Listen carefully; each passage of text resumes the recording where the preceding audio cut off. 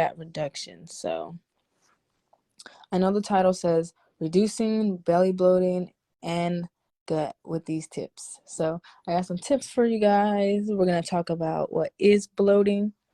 We're going to talk about what's making you bloat. How digestion can be hard for different types of people, and foods that make you bloat, healthy and non-healthy, because yes, even healthy foods can make you bloat.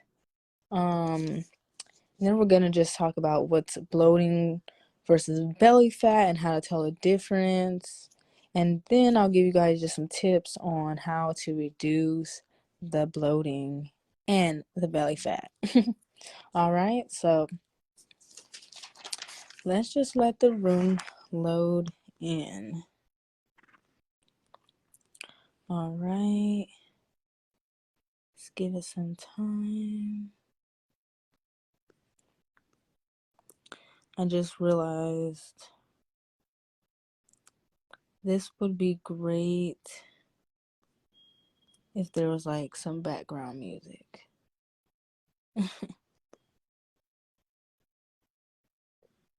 Background music would be awesome.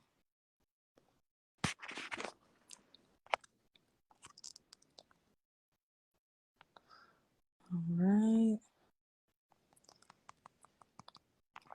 So yeah, guys, just give me a second, letting the room load, inviting people in to listen.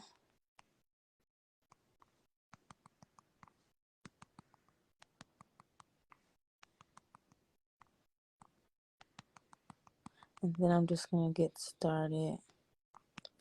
Right now, as I'm sitting here with you guys, I am testing out a new way to get my probiotics and my fiber in.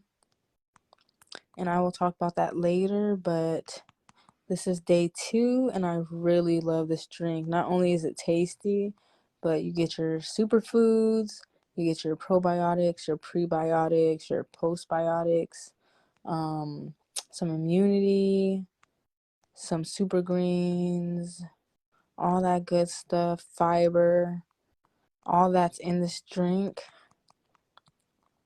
And so, like, my stomach just felt amazing when I woke up. Really digest my food really well, so I'm pretty happy about that. All right, I'm inviting so many people in.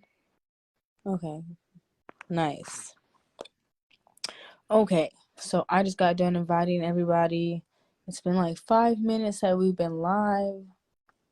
We're gonna go ahead and get started because this can be rewinded back. So, like I said, and I'll go over it again.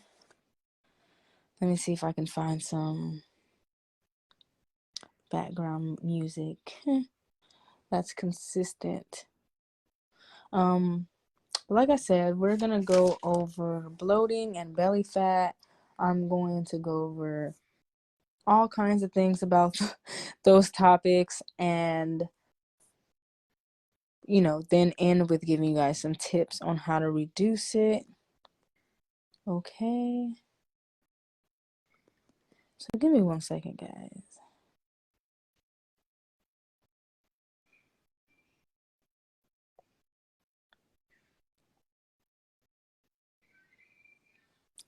Let me see. So I don't know if you guys ever been on a live audio, but this is I've been trying this out today, so this is new for me. All right, so bloating and belly fat. All right, we are ready to get started. Let's talk about what is bloating. Okay, and like, where does it occur? So bloating is going to be excess air and water trapped in your large intestines. It moves down from the small intestines to large intestines, and then a lot of water rushes in when you're eating foods, and that's just what causes the backup, because there's air created and then it just gets trapped there sometimes, depending on a lot of different reasons. So let's go over that. What is exactly making you bloat? Well, it could be a number of things, including swallowing air when you're eating, like if you're drinking through a straw, or you're just eating really fast, or you're just overeating. Sometimes you get air trapped in your stomach, and honestly, it's very normal. Bloating is very normal.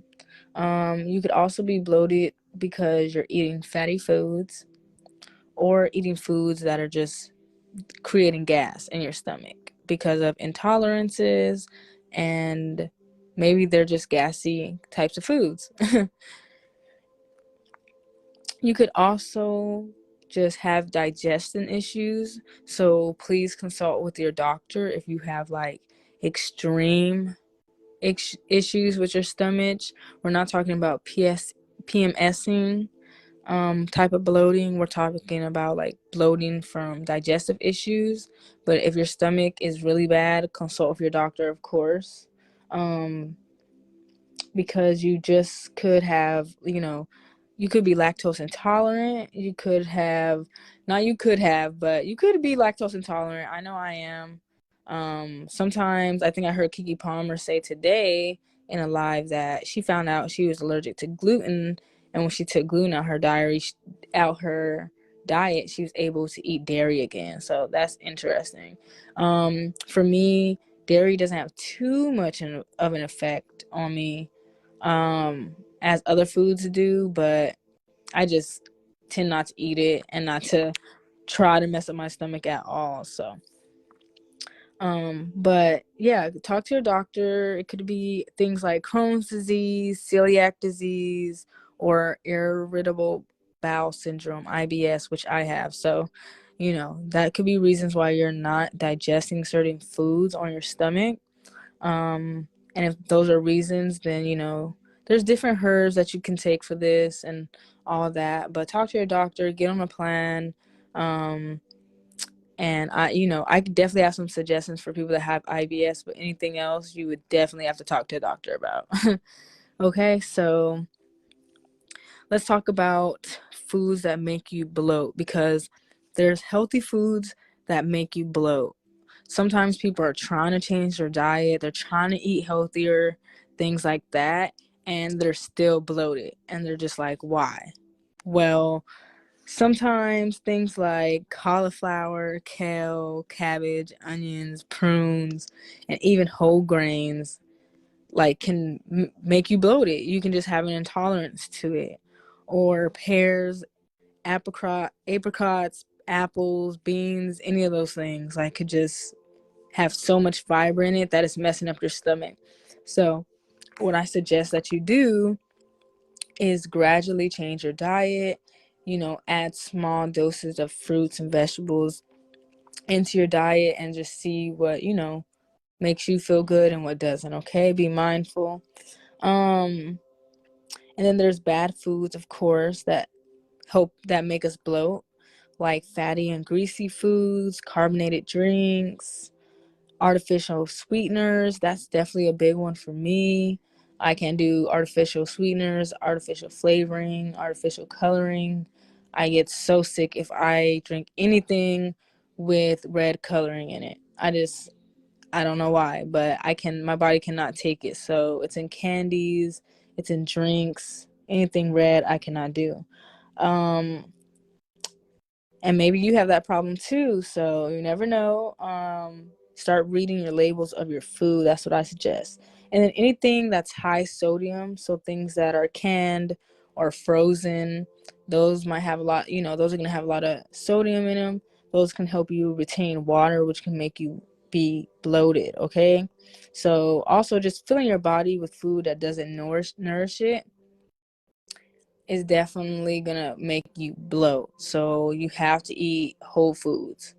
If you're eating McDonald's, you're eating Taco Bell, of course you're gonna be bloated. Your body is literally rejecting it.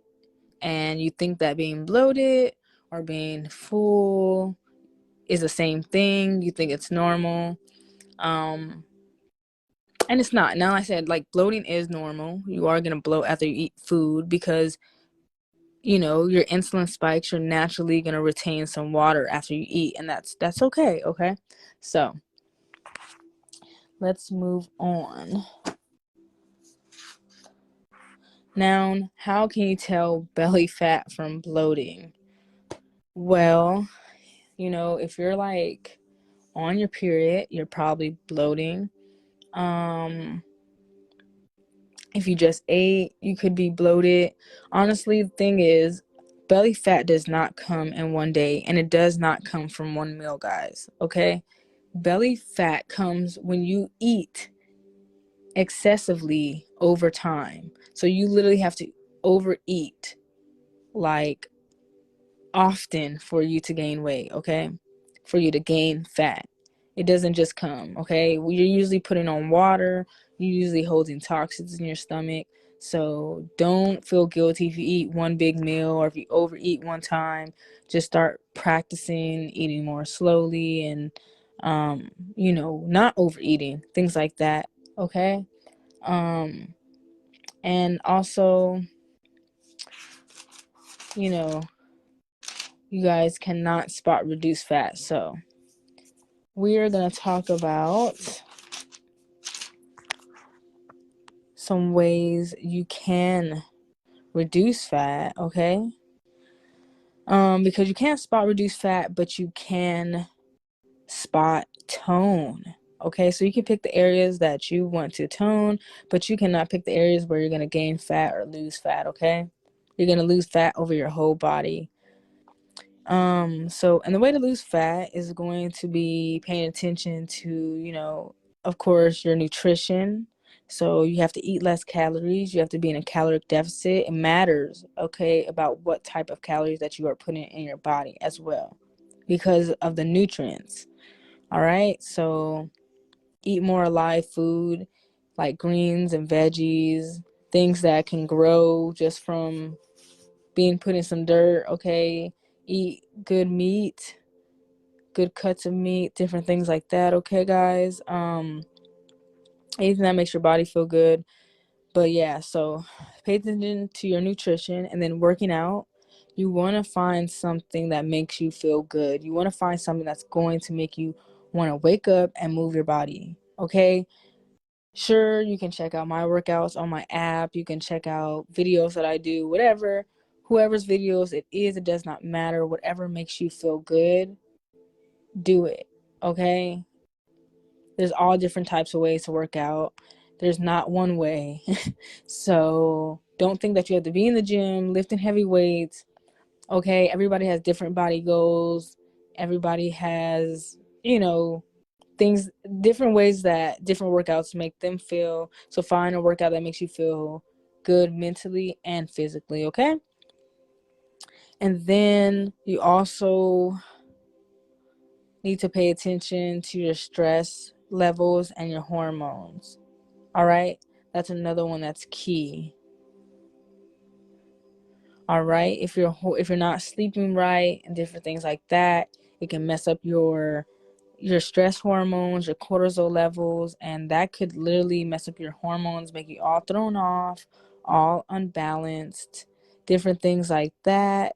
And it could help you hold on to fat. Literally, our gut is where our whole life is.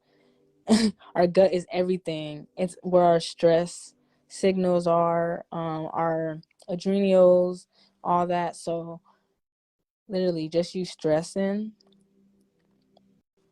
could be helping you retain or hold on fat, could help you store fat because your body's in flight or fight mode.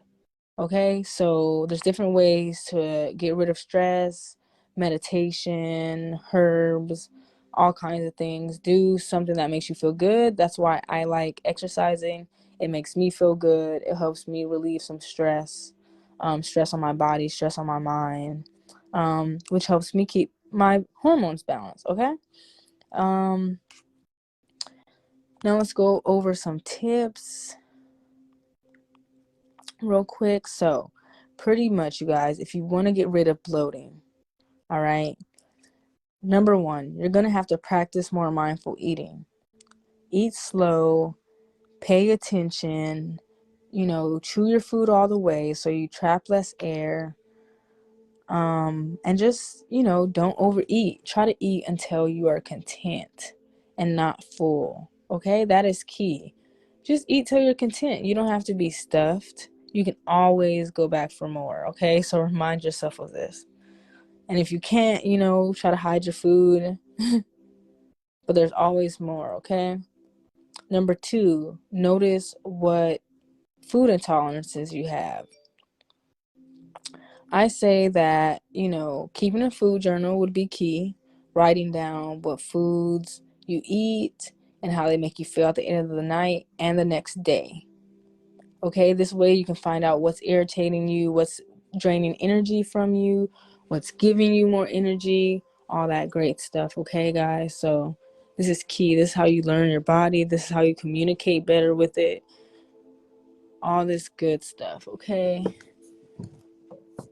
Of course, my phone needs a charger. So, if you guys want to heighten that communication, that mind and body connection, you've got to start making changes. You got to start writing down, taking notes mentally and like physically, and just be conscious of what you're eating and know what irritates you and what doesn't. All right, number 3, like I've already said, exercise. you don't have to, but exercise. You want to exercise, guys, because exercise is going to relieve some stress on the body, help you burn some calories, so it's going to help you get rid of some of that fat, keep those fat levels down, but it's going to help with the bloating and things like that as well. Number 4, you could practice some deep breathing. I like to do vacuums in the morning when I wake up and before I go to bed. It really gets that trapped air off my stomach, and just really trains my transverse core, my deep abs and things like that. I love it. You guys should definitely give it a try or look at some YouTube videos. Number 5, you can drink warm beverages when you eat. So I like to drink tea when I eat and before I go to bed. Some people don't like hot beverages, and that's totally fine. This is just something I like to do that I suggest. You could also, number 6, give your tummy a massage, help that food move down, rubbing your tummy just really does something amazing. Like I don't even know, but rubbing your tummy definitely helps it feel better. So you can go ahead and massage that tummy, make your food digest a little bit better. Sit on the toilet and massage your tummy, whatever it is. But if you're constipated, that is a whole another story, okay? Which leads me to number 8, fiber. Making changes to your diet, okay? You want to increase your fiber. That means more green vegetables, of course. There's fiber gummies at GNC. There's psyllium husk. There's a few things I'm taking. I'll let you guys know. What I use, I take a probiotic. I take a dry one, a capsule one. I also have this drink that I'm trying that I want to share with you guys. But other than that, more greens you're going to need in your diet. And sometimes it's about how you cook your food as well. Sometimes it's not that you can't eat certain things, but you might need to cook it and not eat it raw, okay? So that's when it comes to healthy food, of course. And also where are we? We're on 8. You want to take probiotics, okay? Like I just mentioned. So you can get it naturally through like yogurt, sauerkraut, different things like that. It has probiotics in it. You can eat that. Probiotics help you have good bacteria in your tummy so that you can digest and break down food better, okay? Which is going to help you be less bloated, okay? You know, less burping, less acid reflux, all that. That's what we want, okay? I believe we are on number 9. Reduce your stress.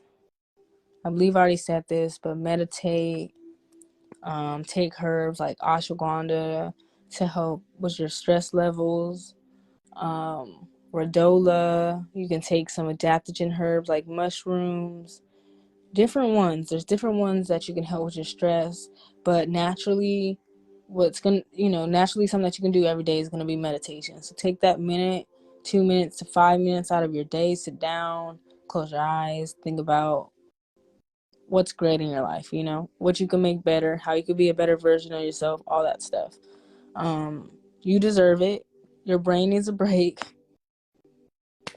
and it could lead to you being successful in all your goals, because your mind's right, your body tends to follow and also get right. So that is all I have for you guys today.